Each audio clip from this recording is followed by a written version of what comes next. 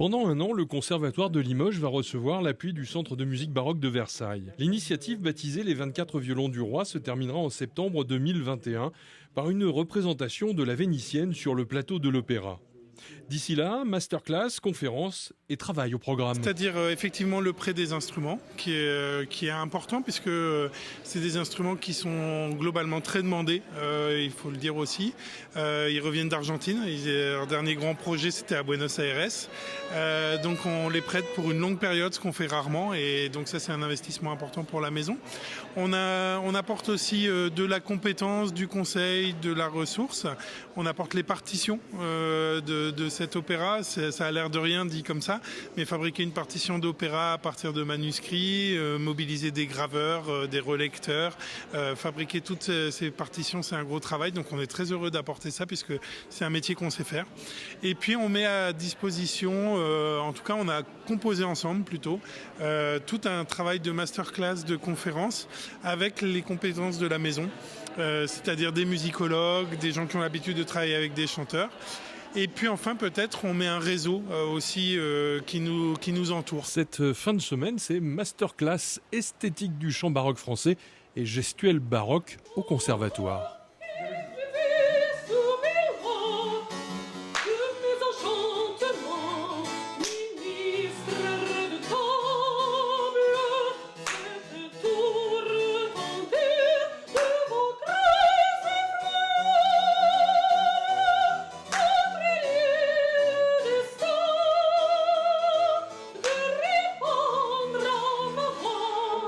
Mais ici, quand vous avez deux noirs, certaines peuvent être inégales. C'est « Ô vous qui vivez sous mes lois », si vous utilisez vraiment le M, la deuxième noire est plus courte que la première. La musique baroque, en fait, c'est un mélange de technique et de style, et les deux sont totalement imbriqués. Et forcément, le style, l'esthétique baroque, c'est très particulier, notamment l'esthétique baroque française. Et donc, ça demande à repenser sa technique d'une manière différente. En fait, la technique, elle est très liée dans ce cas-là à la langue française. Et c'est tout le travail sur la langue qui permet de retrouver assez facilement, de se connecter avec le style et plus largement avec l'esthétique de cette époque. Tu es tellement dans l'autorité que quand tu parles de toi, tu peux même te permettre de pas... Mais de faire...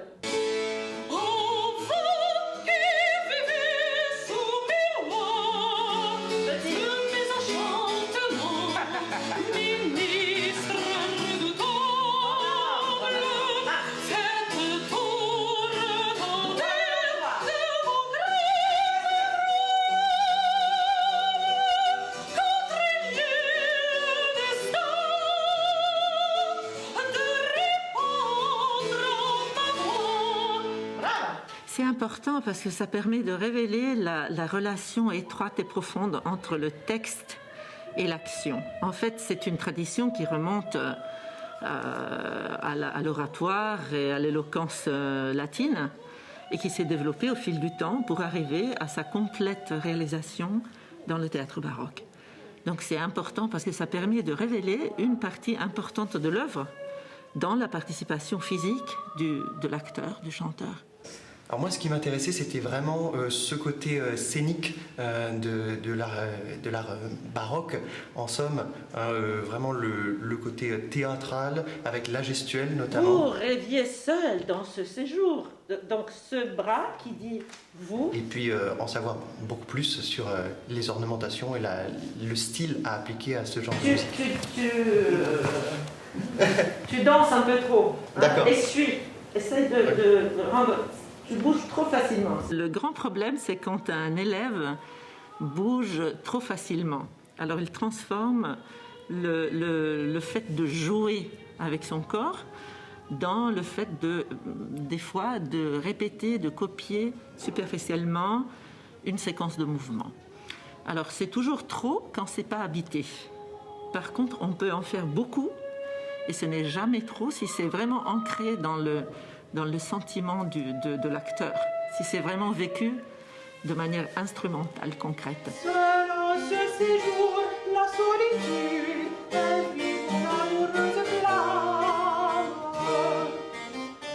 Ne craignez-vous point que l'amour ne prenne ses moments pour surprendre votre âme.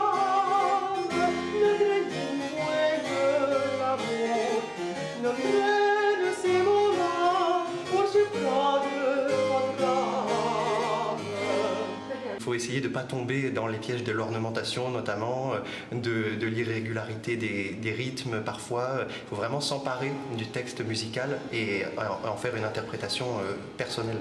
Les chanteurs ont souvent peur de la langue française et n'osent pas aller jusqu'au fond de ces sons, les un en e, qui paraissent a priori dégoûtants pour un chanteur.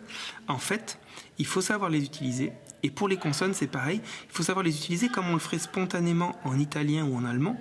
Parce que quand on chante du Wagner ou du Verdi, on utilise les R, les S, et en français, on en a toujours peur. Je suis persuadé, et c'est Mersenne qui le dit, et Bassi aussi, qu'il faut goûter l'appoggiature autant que possible.